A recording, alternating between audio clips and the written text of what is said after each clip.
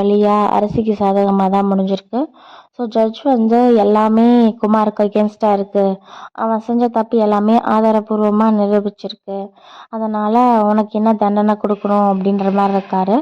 அவர் வந்து ஒரு சான்ஸ் கொடுக்கணும் அப்படின்றதுக்காக குமார்கிட்ட கேட்குறாரு. இந்த மாதிரி உன் மேலே இருக்க எல்லா தப்புமே ஆதாரபூர்வமாக நிரூபிச்சிருக்கப்பட்டிருக்கு, நீ ஏதாச்சும் சொல்ல விரும்புறியாப்பா அப்படின்னு கேட்கும்போது குமார் சொன்ன பதில் தான் வந்து எல்லாரையுமே ஆட்டி போட்டுச்சுன்னு தான் சொல்லணும். ஒரு துளி கூட நம்ம இதை எக்ஸ்பெக்ட் பண்ணியிருக்கவே மாட்டோம். அவ்வளோ பெரிய திருப்பத்தோட இந்த சீரியல் நடந்துட்டுருக்கு. குமார் என்ன சொல்லியிருக்காரு அப்படின்னா, அவர் பண்ண எல்லா தப்பையும் அக்செப்ட் பண்ணிட்டாரு. குமார் எல்லா தப்பையும் ஒத்துக்கிட்டது மட்டும் இல்லாமல் என்ன தண்டனையாக இருந்தாலும் அதை ஏற்றுக்கிறேன் அப்படின்னு ரொம்ப சொல்கிறாரு.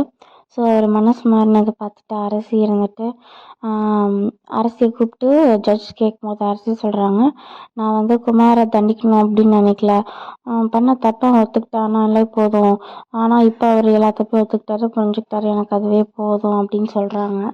ஸோ வந்து அதனால் நான் வந்து குமாருக்கு எந்த ஒரு தண்டனையும் கொடுக்க விரும்பலை, இந்த கேஸை நான் வாபஸ் வாங்கிக்கிறேன். ஸோ வந்து குமாரனை ரிலீஸ் பண்ணிடுங்க அப்படின்னு அரசு சொல்கிறாங்க. இந்த முடிவை கேட்டதுக்கப்புறம் சக்திவேலும் பாண்டியன் எல்லாரும் சும்மா இருப்பாங்கன்னு நினைக்கிறீங்களா? சக்திவேல் குடும்பம் எல்லாம் ரொம்ப ஷாக்கிங்கில் இருக்காங்க. அவங்க எதிர்பார்த்த மாதிரியே வெளில போய் வந்துடுவான். பட் அரசு வீட்டில் இவ்வளோ போராடி இவ இப்படி பண்ணி வச்சிருக்காளே அப்படின்னு சமக்கடப்பு இருக்காங்க. அரசு வீட்டுக்கு வந்ததுக்கப்புறம் என்ன நடக்க போகுது அப்படிங்கிறத முன்கூட்டியே தெரிஞ்சுக்க இந்த சேனலை கண்டிப்பாக சப்ஸ்கிரைப் பண்ணிடுங்க.